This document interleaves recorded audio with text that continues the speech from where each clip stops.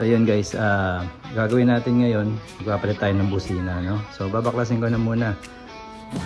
Dito yan, mga tornilyo lang naman dito yan. Kailangan din natin itong panungkit na to. So ito yung mga tornilyo. Sa gilid lang tayo magbabaklas. No, yan. Lalo natin, luwagan lang muna natin yung mga yan, no? Lahat na nakikita nyo ng tornilyo dito. Yan, okay?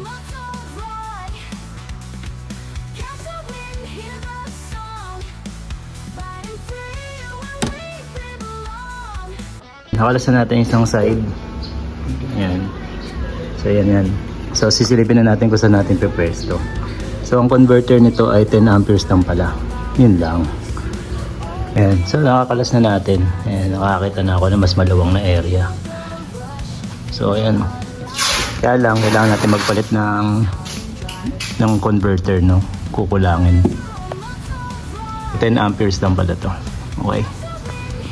Ito nga pala yung busina ng Dynamax na hindi naririnig talaga. Kaliit eh, tingnan nyo naman ang palad ko. Diba? So ngayon, kakabit tayo ng busina. Yan, naiporma ko na. Ayan, dalawa po yan. Yung dalawa na yan. So makikita ninyo, dapat ang mga ganitong klaseng busina, hindi po siya dapat nadidikitan o masyado nakadikit sa ano. Kailangan nagbabibrate po yan. Ayan, sakto lang. So ngayon, ang kailangan ko na lang gawin, didinyahan, no? Pero kailangan natin magpalit ng converter. So magtataas tayo ng amperahe, kaya pipiyok to pagka hindi. Okay, so tutuloy ko guys. Mamaya paparinig ko rin sa inyo yung busina natin, no? Ayan, hindi nakadikit yan. Nice one. Kailangan natin magpalit pa. Yan pa yung sa taas. So, yan. Testing muna, bara-bara wiring muna.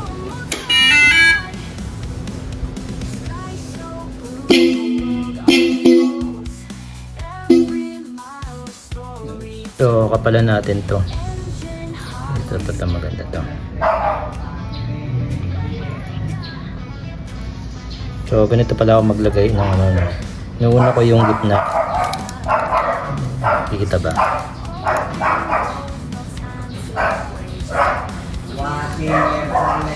Iipit natin yan ang maigi. Ayan. Saka mo babaliin. So ipit na siya. Lalagyan na natin yung electrical tape. Medyo sobra pa nito. Putulan natin ng konti. Okay. Ipitin na natin yan. Siyempre madungas ang kamay natin dahil nagme-mekaniko tayo.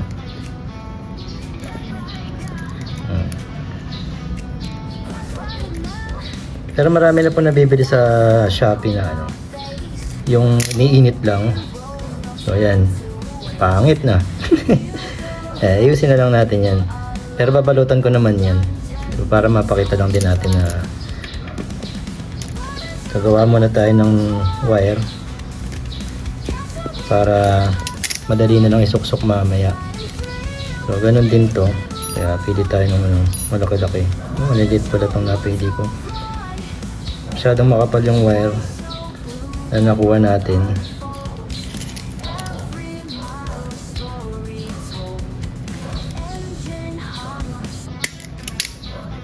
So nagdo-do it yourself tayo guys. Makapal to.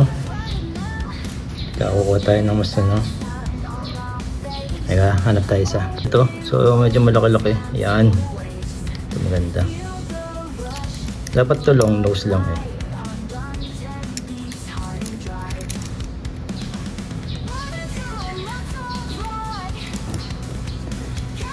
Dito din natin. Yan.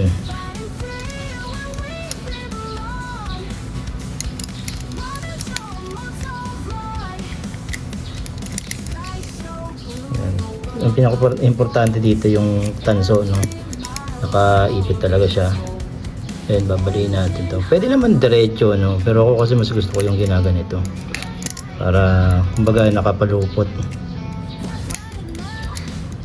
Tigas ng wire. Diba? Kahit anong wire, ginagamit ko eh.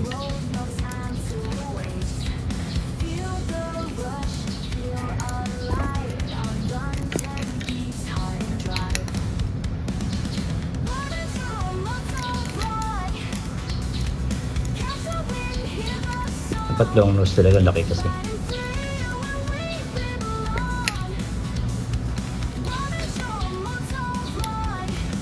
Sa lubong. Ayan, bumubo ka.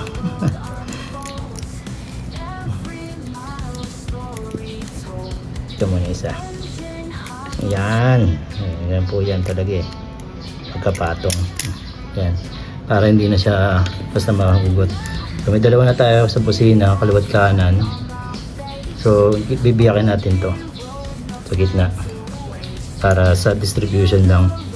Ano nga ba tawag sa ganun? Nakalimutan ko na. So parang ano siya. Naka-series lang din naman siya. Okay? So gawa pa tayo isa pa. Wiringan ko na siya pero ano lang to. Kaya wala na akong kulay kasi itong busina natin wala na po itong polarity, no? Ano ibig sabihin ng polarity? Wala po siyang positive negative. So kahit ano po siya. Pakinggan po natin ha. Ito yan.